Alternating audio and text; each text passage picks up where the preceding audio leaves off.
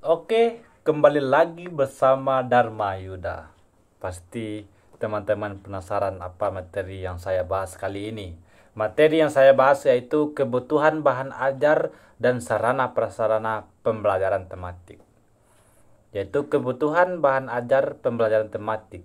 Pelaksanaan pembelajaran tematik di SD disesuaikan dengan pola pikir siswa yang bersifat holistik atau menyeluruh dan operasional konkret dalam pengembangan kualitas pembelajaran pada jenjang sekolah dasar, menumbuhkan bahan ajar untuk menunjang kegiatan belajar yang harus disesuaikan dengan karakter dan kebutuhan siswa.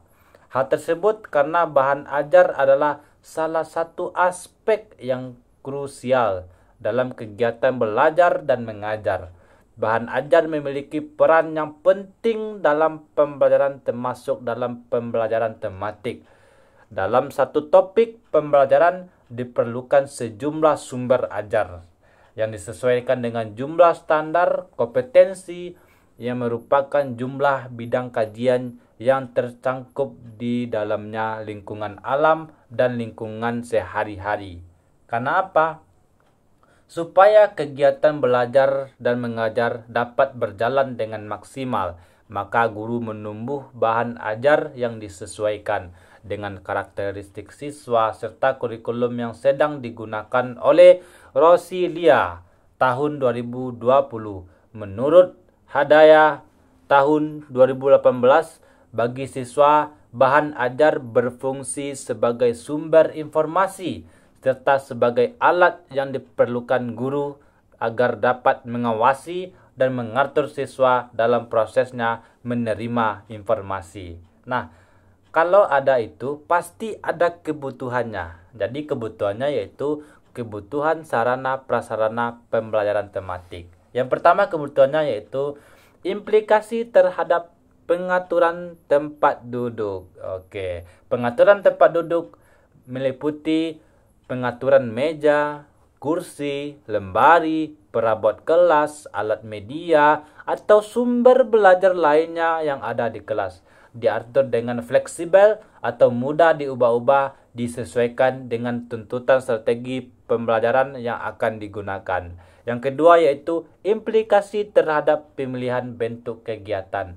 Agar proses pembelajaran berjalan dengan efektif dan tidak menjenuhkan, maka perlu dilakukan variasi pembelajaran yang berkaitan dengan gaya mengajar guru, menggunakan alat dan media pembelajaran dan pola interaksi pembelajaran. Guru perlu juga menggunakan berbagai bentuk kegiatan, misalnya percobaan, bermain peran, tanya jawab, demonstrasi, dan bercakap-cakap. Yang ketiga yaitu implikasi terhadap pemberian respon atau penguatan. Pemberian penguatan perlu dilakukan untuk memberikan respon terhadap perilaku atau perbuatan peserta didik yang dianggap positif agar perilaku tersebut dapat berulang kembali atau meningkat. Pemberian penguatan ini dapat dilakukan dalam bentuk verbal dan non-verbal. Penguatan verbal berupa kata-kata atau kalimat pujian, dukungan, pengakuan, atau dorongan. Bentuk penguatan non-verbal ditunjukkan dengan cara-cara seperti raut wajah atau mimik muka yang digerakkan atau isyarat badan. Yang keempat yaitu sarana prasarana sumber belajar media. Dalam pembelajaran tematik diperlukan berbagai sarana dan prasarana pembelajaran yang pada dasarnya relatif sama dengan pembelajaran yang lainnya.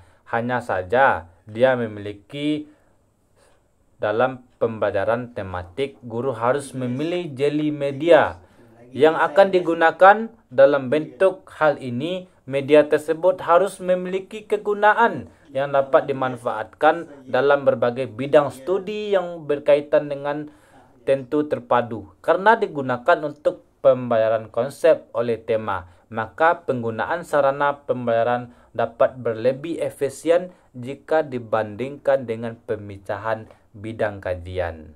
Oke, pasti teman-teman penasaran apa sih materi selanjutnya yang akan dibahas oleh Dharma Yuda? Nah, tunggu saja video Dharma Yuda selanjutnya. Oke.